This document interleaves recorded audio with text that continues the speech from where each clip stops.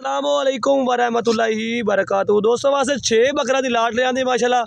6 ਦੇ 6 माशाल्लाह 2026 की कुर्बानी लगन वाले ने और मोटे ताजे माशाल्लाह गोशा दे भरे हुए जो दोस्त कल्ले कल्ले लई सी इंशाल्लाह कल्ले कल्ले भी मिल जासे जो दोस्त लाट लई सी इंशाल्लाह रेट बिल्कुल मुनासिब हो सी। ठीक है तुम तफसील नाल भी चेक करा देने हैं ए चेक कर सकते हैं माशाल्लाह।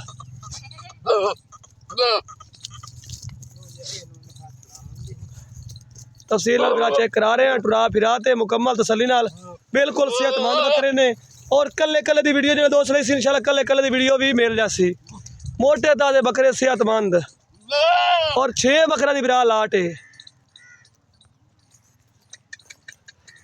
तो कल्ले कल्ले भी चेक करा रहे हैं। शुरू चारा चरा भी तसल्ली करा जाती है बिल्कुल सेहतमंद बठोरे ने किसी किस्म का कोई फॉल्ट नहीं है। राबता नंबर 0333 075 60 83 मेरा व्हाट्सएप नंबर ही तो कॉल नंबर। लोकेशन मेरी लुडन शहर की है कार्गो आल पाकिस्तान जेड़े शहर है जो दोस्त आखसी इंशाल्लाह उस शहर कार्गो भी हो जासे न।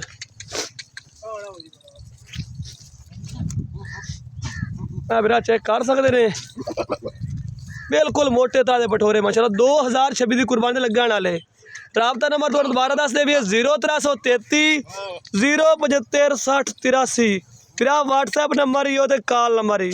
लोकेशन मेरी लुडन शहर की है कार्गो आल पाकिस्तान। 6 तो दोस्तों चेक करा देते ने ये दोस्त कल्ले कल्ले सी कल्ले कल्ले भी मिल जासे न